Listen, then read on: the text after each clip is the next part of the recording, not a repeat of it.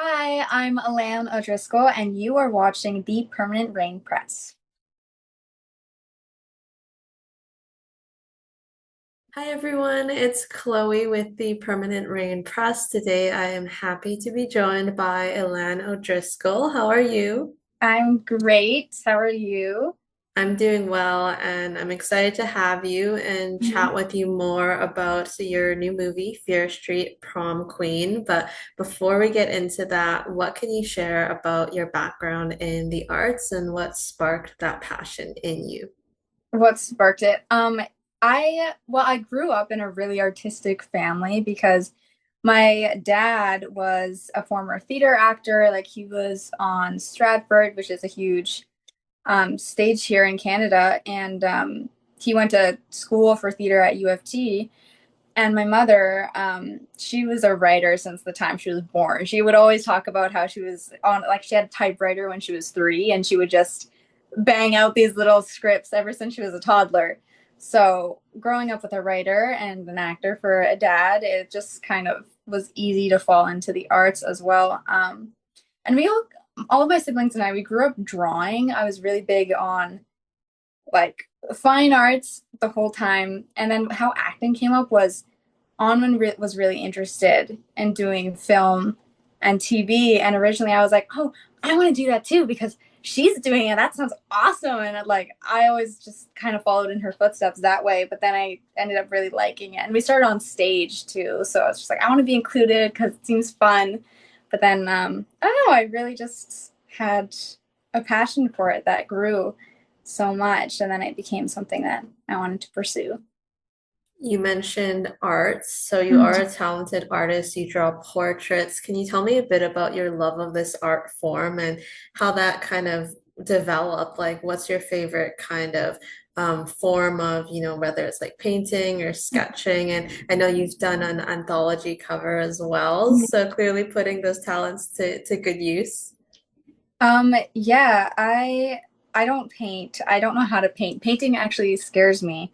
Um, I don't know why. Like it just feels really because you have to layer it, but I'm obsessed with fine details and fine lines in art. So I really like using pens and markers and colored pencils just because I really like the preciseness of it.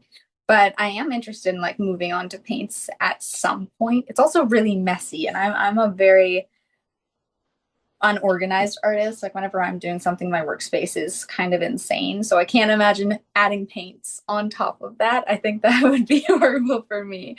But yeah, I mean, I've always been drawing like since I was pretty young, and then I actually got pretty serious about it when I was like in my early teens. I was like, oh, maybe I should go to school for this. Like maybe this is something I want to do, like go for animation or something. But I didn't end up doing that because I'm kind of undisciplined. I draw when the mood strikes, which is not something you can be if you're gonna do it professionally. Like you should just be able to like sit down and do your work. But it's like I will go months and months without doing anything. But it's like, oh, I have this idea, and then I do that. And the cover for that book, that was just something. The original idea was a birthday present for my sister. And then my mom was like, oh, I want to use this for the cover of our book. And I was like, not that one, because that one's so old. And it was, an unskilled version of it. So I'm like, I'm going to redraw it for you. And then I ended up redoing it. And then it turned out to be the great piece that it is. I'm really proud of it. So, yeah. It looks wonderful. And it's so nice when you can collaborate with Mhm. family on that as well. So you mentioned the stage and your father being an actor. Can you tell me about your experience in theater and how your time on stage shaped you and enhanced your skills as an Mhm. artist?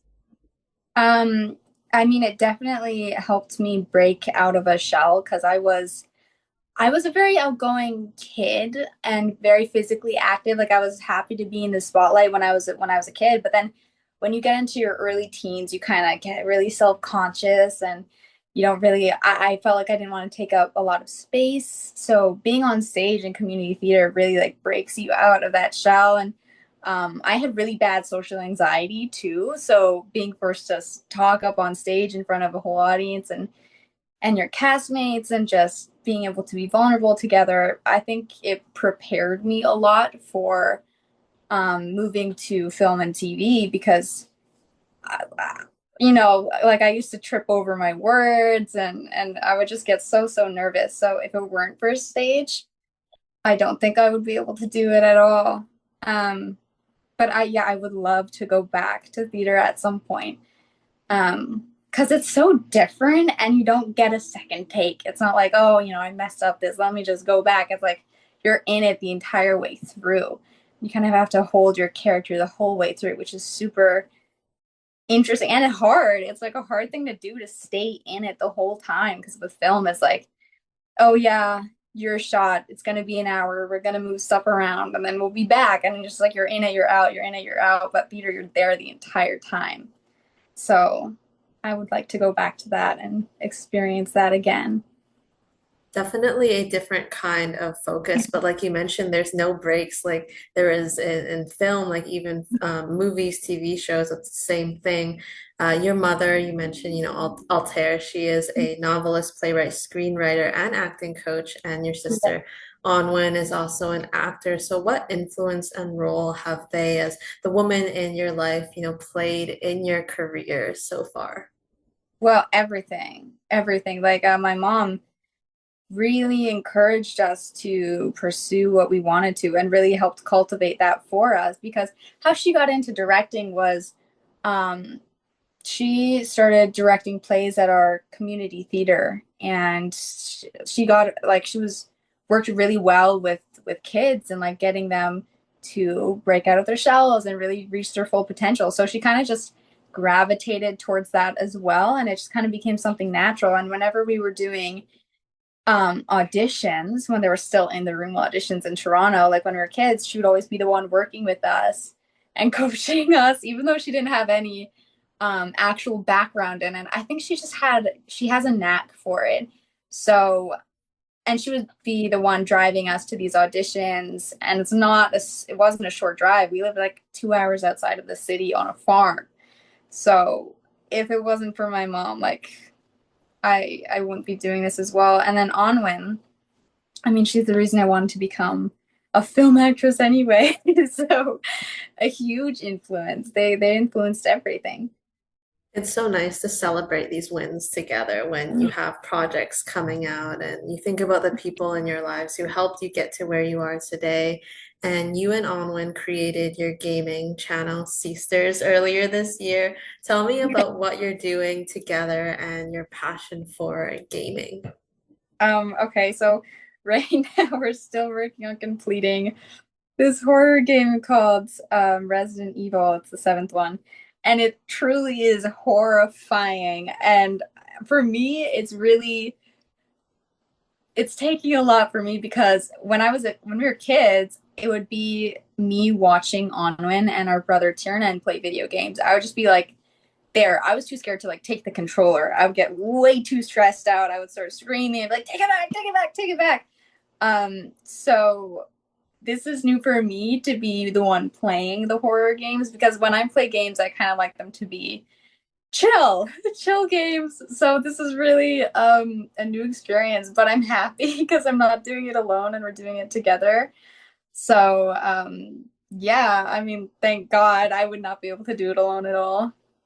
I was talking to Anwen about this after our interview, but I think it's so cool what you're doing together Mhm. as girls in gaming and streaming, and I think it means a lot because there is a lot to say about like the gaming environment and the community. So it's really cool to see you, Yeah. chatting while you're doing it and having fun during gameplay.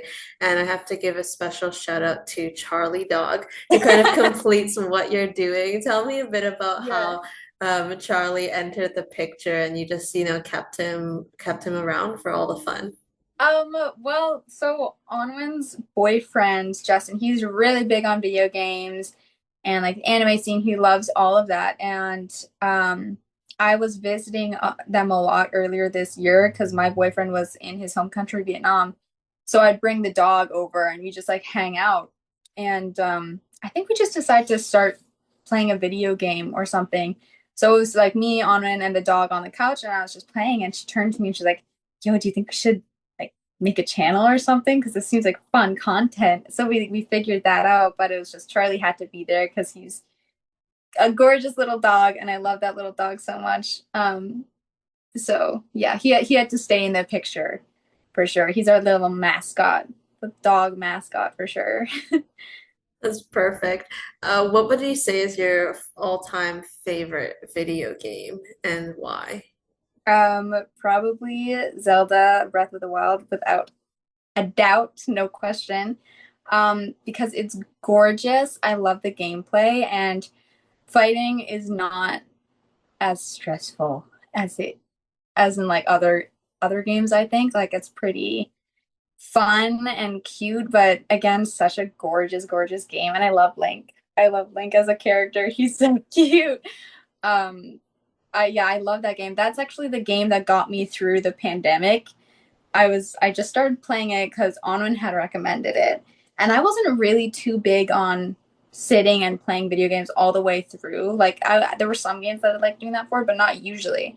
But then this game, she's like, you should play it. And I was like, yeah, whatever. And then I played it. I was like, I couldn't stop playing this game.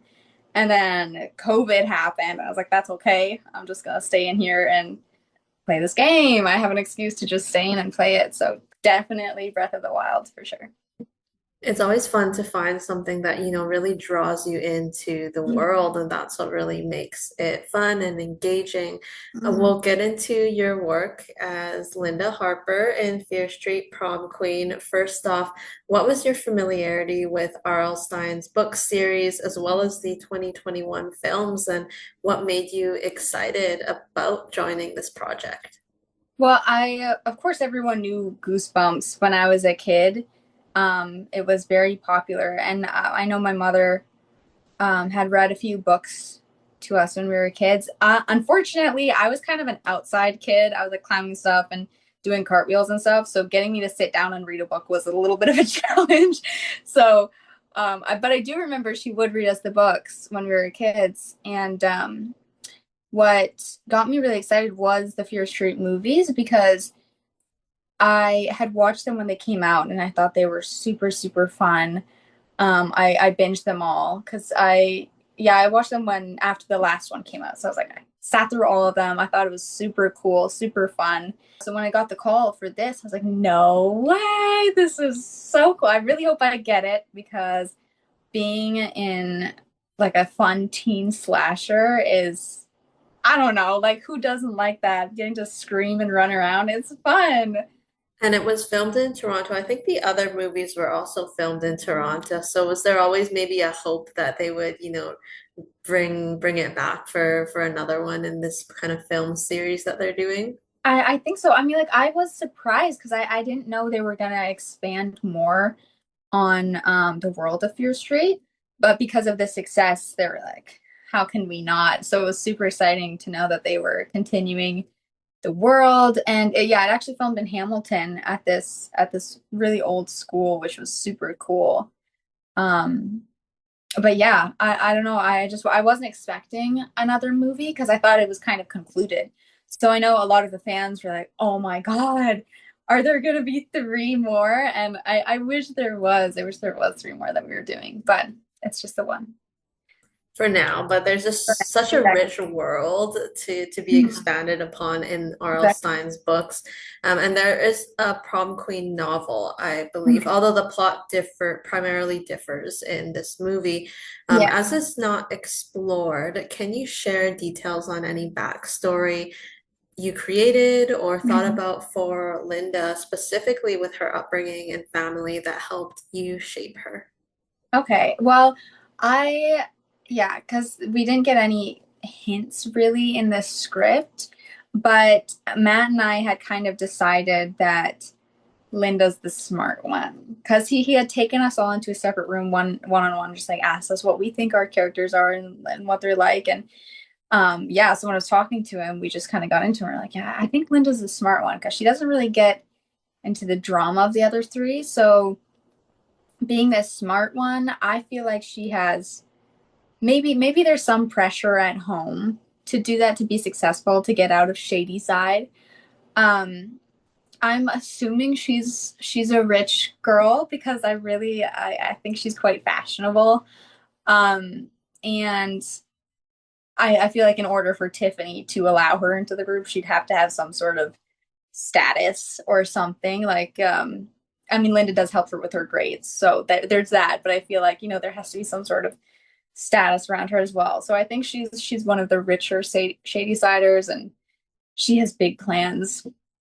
For sure. And I do want to talk about those plans in a moment, but were there any key physical and personality traits that you focused on when in character? And did you source inspiration from anywhere? Okay. Well, I didn't particularly source anything specific. I just got into character by obviously rewatching the Fear Street movies to get the vibe of it too, even though none of them are in the 80s, but um just to get the overall vibe. But when I was in character, I didn't really notice it at first, but I feel like Linda's someone who's very relaxed. I'm always leaning, I'm always very I'd say confident in what I'm in my posture and just my presence in the group. I'm chill, relaxed, confident. I would say that's her physical traits. But yeah, I didn't really source any specific inspiration for it. I think it's really cool to kind of recognize or reflect on that after the fact because Mhm. as you know a character when you're not constantly speaking you kind of think about those nuanced things that you do physically to kind of take Mhm. up that space in a scene.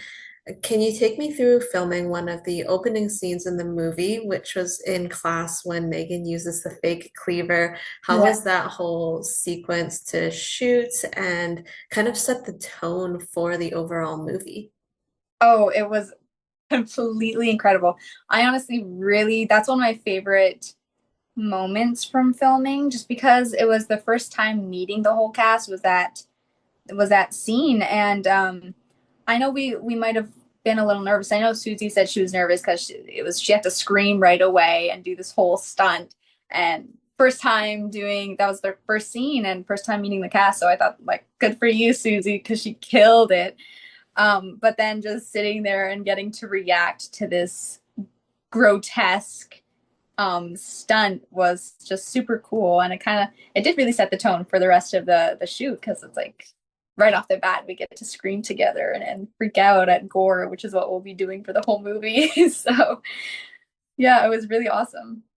And that scene was like one of the only scenes that kind of happen in class. I was gonna Yeah, I say like know the the rest of remainder is just the like, elsewhere you have like this killers on the loose, and we are discussing spoilers because this will be released after the movie is out. But Linda, like you mentioned, she is a member of the Wolfpack, Tiffany's crew or clique. In your opinion, what is Linda's loyalty to Tiffany and the other girls? Like how long have they being considered a unit, and what does this specific friendship provide Linda with? So it's interesting because like I think Linda definitely has a goal here. She's not just floating around, which she kind of gives that impression because it's Debbie and Melissa who are like fighting for Tiffany's attention, who wants to be her right hand woman. Like they're really going at each other for that. And like in the shots, you can see them, fighting to sit beside her. Not fighting, but just there's that desire to be closer to Tiffany. And Linda's kind of she's happy to be in the group. She's just happy to be there. But I think the group just provides her with a certain status, and I think she does want to leave her mark on high school because in order to want to be a part of this wolf pack group, you have to have that desire to be like, I want to be seen. I want to be seen in this social hierarchy at the top. You know what I mean? So she obviously does have that um, need for spotlight as well, like the other girls, but she's just not as desperate about it. Maybe that's my take on it. I like how you said that because she isn't like we see the others kind Mhm. of like you mentioned, not fighting, but there is this level of we do want to be close to Tiffany, but Yeah. she doesn't have that same, desire to be Mhm. seen as her number two. And winning prom queen has additional weight as the winner will be seen as representing the perfect new shady side. So tell me about Linda making prom queen flyers and why she is actively advocating for votes against Tiffany? Like, what does she hope to gain and, like you mentioned, make her mark by winning this title? Well, yeah, exactly. So she comes across as a little misleading, right? Because she's the relaxed one, she's chill, she's not as involved in getting Tiffany's approval, and then you have her going behind her back and making these flyers. So she definitely thinks she can win this. You wouldn't do that if because the other girls, I think it just gives the impression that oh, of all of them, of course, Tiffany is going to win. So it's like Linda's going and making flyers. So she clearly thinks she's got a chance in this too. And I don't know. I feel like having that title of prom queen would really be the cherry on top of her high school experience. I think Linda's trying to hit these marks, and that's like the final one of high school. It's like academics, check, prom queen, like check, Mhm. hopefully. What do Yeah. you remember from the senior prom set and being in that decorated space? It was really, really immersive. Like it totally just enhanced being in character, being on this set in the 80s because all of background, they had these great outfits as well, and their hair was done up. So it was just being so immersed in that atmosphere just completely helped with performance and just the overall mood and being at the prom because I never had a prom of my own since I was homeschooled. So I got to experience this high school 80s prom, which is also really cool because my mother went to prom in 1988. So I got to experience the same prom as my mom. Um, but yeah, it was really interesting because I just never got to experience that for myself. So it just really added to everything. Just a bit over 30 years later, but I'm sure Mhm. hopefully like when your mom is seeing the movie, she'll be like, "Oh, I recognize those kind of outfits and the Yeah, aesthetics." And yeah. how about the school set as a whole, for Shady Side? Like how did props and set deck kind of enhance it and really transport you back to that time? Well, the set deck was really, really strong, I would say. I don't think they showed it in the movie, but I had my own locker. Like the Wolfpack had their lockers right beside each other, which is funny because I can imagine them going to the school board and be like, actually, could you move my locker to be with the girls? Which is super fun. But yeah, I had like my own little locker and with the 80s pop stars, and I had written on the inside of it I did the little heart with the Bobby, heart, Linda arrow through it. I should have taken a picture of that. I didn't though. But the sets were amazing, and the school was this massive place that it had, I think, three separate gyms, which was crazy. And I find it really cool because, spoiler, my final scene, we're in the art room, which I think is very fitting. Um, but yeah, the set deck for that art room was completely insane. They had real artists do like a whole bunch of stuff everywhere, and I just thought that was amazing. Do you remember what 80s pop stars were in your locker, or were they kind of fictional No, pop stars? I don't remember. I don't remember, but I just know that they were there. They were there for sure. She does seem like someone that might be like a pop girl, listening to like the radio at the time. Yeah. How was the prom queen entrance dance to choreograph, rehearse, and film with the girls? Because that was like a bit of a Mean Girls moment, I I think, for all of know. you. We got the Mean Girls moment, which is so awesome. It was probably actually okay, so I'd say the Megan scene comes second. My favorite is definitely the dance scene because the first time I met Fina and Becky was for that dance rehearsal. Um and it was our first time meeting and then we have to dance together and I didn't know how to dance at all. So I was super nervous. I was like, I'm just meeting these like gorgeous girls and I have to dance in front of them, and this is so scary. But we did really great. I thought we killed it. And then filming it, oh man, you actually felt like a rock star up there because of the lights, and they had hundreds of background cheering us on each take. And I just made me want to do it again and again. And being in the outfits and everything, it just added so much. I think by the end of it, Fina and I were like, can we go again? Like, I just want one more take. Because who doesn't like to feel like a pop star at some point in their life, you know? Like, it was, I would do it again. That one I would do again. How long were you in rehearsals for? For the dance, it actually wasn't that long. So the first dance rehearsal we had was, I think it was 4 hours, and then we had another hour thing to rehearse on stage another day, and then so just three rehearsals, I think. One longer one, and then the two other ones were shorter. Ella had missed the first rehearsal, so I think she only had like a day really to get it sorted out, which she did great because she didn't have as much time as the rest of us, which I think she killed it. So, but You I was all definitely sad. killed it, no pun Yeah. intended. But I mean, you're all professionals because that was like, it wasn't just like a 5 second clip. Like you had a choreographed dance in there, and I thought it was kind of so fun to see. And not only dance, but you were in heels as well. Yeah, yeah. Well, I mean, some of the girls had issues, right? Because some of the heels were like a little bit too big and they were like sliding around. So we are like, I hope this works and we don't break our ankles. I mean, they were small heels. They weren't these massive, They weren't but it's stilettos, still, but they were still yeah, no, risen. they Yeah. were still Give there. yourself some credit.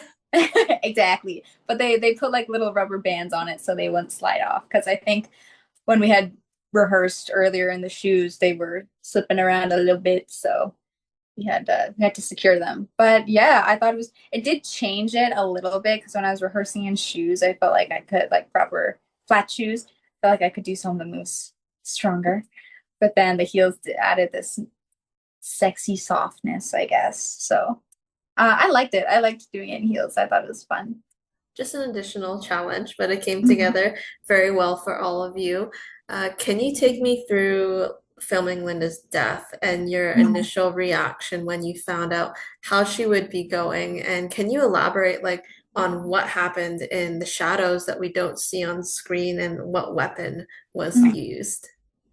Okay. Well, reading it in the script, I was like, damn, this poor girl, this poor girl. She's not exactly a nice girl, but she's the nicer one of the nicer ones, I would say. She's not completely out to get it, like to get Lori, you know?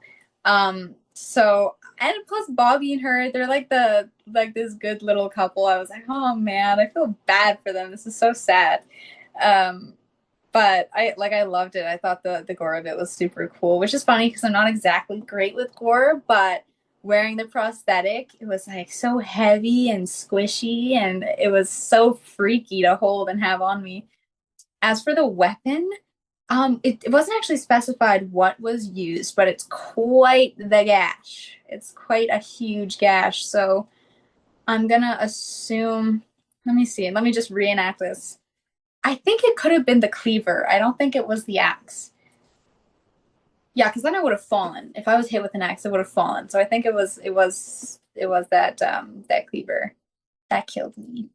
So we do see it's kind of like her stomach area that's like a The little entrails. gutted and Yeah. kind of falling out. And what a waste of that gorgeous dress that Linda was wearing. I think hers was like my favorite look Oh, for really? all of them. Yeah. But tell Yeah. me about the prosthetics. So you mentioned like having that basically on you. So what was that like when you kind of got fitted for it or when you put it on for the first time? Well, when they were molding it, they basically I think they made this paper mache type mold, and I just like stand there with my arms out as they put all this stuff on me, and then like it would get so hot underneath there. Like she was like the lady making the prosthetic, careful, it's gonna get really toasty in there. So it's just wrapped up in, I don't even know what they used, but it it was quite warm. And then on the day when I saw it, because it was this full-on waist piece and it was pretty heavy. Um, but it was just so freaky. It was so freaky to just stare at myself in the mirror with my guts hanging out. And yeah, I was also sad about that dress because I loved that dress so much. But it was worth it in the end, to get that great look there must be sacrifices, right? And it was worth it, I think. And seeing it for the first time, you're probably like, oh, okay, yeah, exactly. Like it was worth it. It makes for Mhm. a good film shot. How was it sharing that final moment with Dakota as Bobby and as the last person that Mhm. Linda sees in her life? It was honestly so much fun, ironically, because we're dying. Because it was both of our first time dying on screen. I'm pretty sure it was his first time too. It's definitely mine. So it was a big moment for me. I think for him as well, because he had this pretty gruesome stunt to do. And yeah, I mean, even going on set that day with the set deck, because it was a super dark room, and I was just like envisioning how it would turn out. I'm like, oh, this is gonna be awesome. And then after we did my death scene, I would always stay back and watch him do his bit with the oh, he killed it every time. Like every take was awesome. And they had the prosthetics actually just, I think, squishing like blood out too. It was nasty. It was nasty to watch. And he has to drag himself like down the room and beside me and play fiddle with the door. It was so fun to watch the whole process of it and super gory. But I loved it. It was my first death experience, and it's so cool to do that with the safety of it just being, a set. It's not real, but you get to experience this aspect of life. For sure. And you mentioned, it was a lot of fun and, Mhm. watching Dakota like grabbing it on the Yeah. floor and it was so dramatic. This is a bit of a two-part question. You kind of Mhm. answered the first one about not really loving a lot of blood and gore in Mhm. movies, but was there a lot of care and collaboration involved to make sure that everyone felt safe and supported on this production? Oh, yeah, for sure. I don't think, yeah, everyone was super, super aware of like comfortability, safety. Like there was nothing that happened that was, questionable or putting us in any sort of danger. Because I had to do that fall. Like after I reach out, I fall. I did that quite a few times, the falling, but they would always check on me. I had the mats on the floor. It was never unsafe. Yeah, they were really good about making sure it was a safe environment for us, I would say. In terms of the horror genre, like what were some of your favorite horror movies going into Fear Street Prom Queen? And did you rewatch any of them to prepare yourself going into Oh yeah. production? Well, actually, I know it's the wrong era, but I really love the original Scream. And so I watched that. Also, it has the two killer thing too, right? So I was like, okay, this is a good thing to watch to get into it as well. Also with Christie's death, it kind of has like a Drew Barrymore moment. So I was like, okay, this is cool. And I know this is classified as a horror movie. I never really saw it as one, but I love The Lost Boys so much. And they mentioned it in the movie, and I was like, oh my God, yes. I love this. Yeah, those two for sure. I love The Lost Boys so much. I would say that's my favorite 80s horror for sure. I think the thing with the genres now is a lot of it can kind of be merged. Like, you'll have a genre that Yeah. can be horror, but there's all these different elements now. Like, there's Yeah. the blood and gore, there's the jump scares, there's just Yeah. like the whole thrilling aspect of it. How Yeah. is it working with hair, makeup, and wardrobe on Linda's style? And are there any specific pieces or outfits, aside from, of course, the prom dress that stood out for you? Yes, actually. My first outfit that's in the classroom scene, it's like this jean on jean look. I have a jeans tight skirt and then this jean jacket as well. I love that look. It just really made me feel like a real 80s diva, especially with the hair. Like I thought the hair and makeup department killed it as well. And how we would do the hair was because I do have really long hair, and I wanted to help them out as much as I could. So I would sleep in braids the day before, and then they'd like tease the hell out of it and make it so big. But once I had the hair done, it really made me feel like a diva. Like I felt like one of those girls. Like I would be in the bathroom doing the hairspray. Linda's room probably reeks of hairspray. I don't know if you could breathe in that room, but yeah, I felt like really in character putting on those costumes. It was super cool. And there's nothing wrong with a good Canadian tuxedo as well. But with respect to the hair, I mean, it's like the big hair, it's already so big, but you're like more hairspray, more hairspray. I Yeah. loved it. How was your experience working with the film's director, Matt Palmer, and the creative team behind the Mhm. scenes? Well, I thought it was really great. Matt is super cool, and like he really loves horror, 80s horror, and it shows. Like he's a big Phantasm 2 fan, so he wanted to include that in the movie. He's like, I love this movie, so I'm super excited it's there. And he was just really passionate about making horror and he put so much love into this, and it was really like inspiring to see. He was also a super chill director, and he'd always ask, it's like, well, what do you feel like Linda's thinking in this moment? Like, how do you think she's reacting to this? Which I don't know, it was really fun to have an open conversation about the character that way with him. Yeah, I love working with Matt and the creative team in general. I think they did a really fantastic job. I think they killed it. And Matt and Donald McLeary, they created this amazing script, right? And I'm just so happy to be a part of that. I got to experience that with everyone else, and I think that's really special. I've said it before, but the poster art was so fantastic Mhm. for the movies. And I spoke with Ryan the other day, who plays Chad, and he was talking about the shoot that him and Ella did, and I guess you and Dakota did one as well. But you weren't sure like if they would ever see the light of day. But seeing Yeah. that poster art with the duo, how was that? Oh, it was amazing. I mean, like I figured that they would use it in that way. So I don't think I was too scared that it might not have been seen because I was like, how can they not? Because they want to do I think I saw their vision where they were going with it. But it was super fun because they had set up all of these um shoots in the school throughout the school because we had done it all in one day, and like a couple would go up to this one classroom where they have this shoot going, and then down in the gymnasium where they're doing this other thing, and so it was all going on at the same time. So when Dakota and I went up to that room, and they were just like, okay, act scared, like put the hands up. It was so much fun. I was like, I hope I look scared enough though, because when I saw the picture, I was like, damn, I could have looked a little more scared. But I loved it. I loved seeing it. And they ended up using a lot of the pictures that we took. Like I didn't know if all of the stuff we did would be seen, but they used a lot of it, so I was really happy to see that. And it looked like it was inspired by the cover art for the Prom Queen, R.L. Stein's novel. Yeah. And you also had the girl group shot as well, which was widely used. So, what was the prompt for that one? Same thing, just look absolutely terrified. Yeah. So how they did that one was they had the camera on the ground, and they made us go in pairs of two. So it was Lori and Megan, me and Debbie, and then Melissa.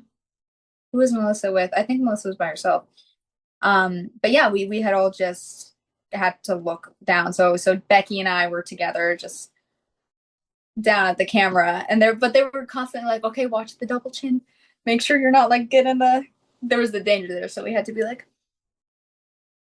with our chin sticking out, which was really funny. Just like don't do like a look it down through your nostrils. But yeah, it was super fun seeing that, and the final version of it, like edited all together. I was like, I didn't know that they were gonna use that as their main poster, which I thought was so cool. And the story behind it is we're looking at Christy, Ariana Greenblatt. That's I guess that's the body we're looking at. That's the story there. I like it. And unfortunately, no one really gets to see what happens to Christy in the actual movie, but that was a good prompt to go off of. What can you say about the cast that you worked with, and can you share a favorite memory you have from set and just being Mhm. together? Well, I thought it was a really fantastic cast, like even from day one because of the whole gory thing. I think we had a lot to talk about right away, and I thought everyone got along really, really well. It was always really fun being in the green room waiting for things because there was never a dull moment, I would say. Everyone was super chatty and super lively. Even if it was a really long day, like 15 hours, I think definitely Dakota and me too. We were like, let's still party. We would get pretty goofy. We'd run on a lot of coffee. And I guess my favorite experience there was in the green room, it would there'd be like nap times almost because they had put out these cots. So everyone would take turns just like napping and then maybe like sitting on the cots and chatting, talking shit or whatever. It was always fun. It was always super fun. But I do love the nap times. I do love that. Because these are long days and you're kind of Mhm. sequestered in the school, right? And you might be Mhm. like around for a scene or kind of in the background. So it's nice to Yeah. know that you all got along and good vibes. And you just had the premiere event in LA on the weekend. Mhm. So what was it like getting to reunite with everyone? I'm sure some of them you hadn't seen maybe since you wrapped and get to Mhm. celebrate the movie together. Oh, it was amazing. It was super exciting seeing everyone again. And everyone looked gorgeous too. Catching up was great because we all come from all parts of the world really and North America. Like Susie's from LA, David, Ella, and Fina, they're all from New York, and then India's in London. And then there's a lot of Canadian cast as well. But Eden's, she's in Vancouver. So it was really fun to see some of them. Not everyone was able to show up, but the ones that did, it was super fun to connect again. And there was an immersive experience where um, it was an 80s prom theme, and they had actors running around and the killers running around too. So it was cool. It was like being back on set. And yeah, I thought they killed it with the set decoration for that as well. So it was awesome. It was super fun. And to get everyone's excitement going too, because we had watched the screening before we had gone to the event, and everyone was really pleased with it, and it was really great to see that everyone was really happy with their performance, with how it turned out, and I don't know. I think it's just really special that we all got to work on it and be really proud of the work that everyone did. You definitely all should be, and I'm excited for everyone to see it when it drops tomorrow. But what message do you have for the fans of Fear Street and what you hope they ultimately take away from your movie? Try not to get killed at your prom, because I that's the main thing, I guess, is try not to die at prom. My main message would be maybe don't fall into the pits of social hierarchy, you know. Don't be a mean girl. Be kind to everyone. Everyone deserves it. And I hope that they enjoy the movie. I know fans are super excited. I've been getting messages about it as well, and there's so much excitement circling around already. So I really hope that they enjoy the movie, and I think they will, if I do say so myself, because I think it's killer. And yeah, I hope you guys like the movie. And there's a lot of already built-in support for the Fear Street movies. And I know that there's an account, Fear Street Digitals, that has consistently been posting updates about the Mhm. cast and the movies. So it's so Sure. nice. It must be Wait, so cool, yeah, crazy to kind of log in and already see, yeah, you being tagged in like premiere party photos and yeah. things like that. I mean, I don't know how they do it. They're on it. Fear Street Digitals, they are so quick with it. I don't know how they do it, but like after we post something, even on our stories, it's like we get tagged and we're on that account now too. So props to them. Thank you for being so on it. And yeah, I'm sure that the reaction will keep rolling in starting tomorrow. I have one more question, our Mhm. signature question. If you could be any ice cream flavor, which would you be and why? Oh, this is such a fun question. Um, I don't know if we're like allowed to pick our favorite one because that's not really, does that reflect who we are? Think about it. I think I would be um pralines and cream. That's like the pecan one, right? Because I'm sweet with a little bit of crunch. That's what I would say. That's my favorite one. I love it. I love pralines and cream. That's a good flavor and a great way to end things off. Thank you so much, Ilan, for Thank taking the you. time to chat. I really appreciate it. Thank you so much, Chloe. I hope we get to catch up again in the future. But until then, for all those watching, make sure to catch Ilan in Fear Street Prom Queen, which is out now on Netflix. And we will see you next time.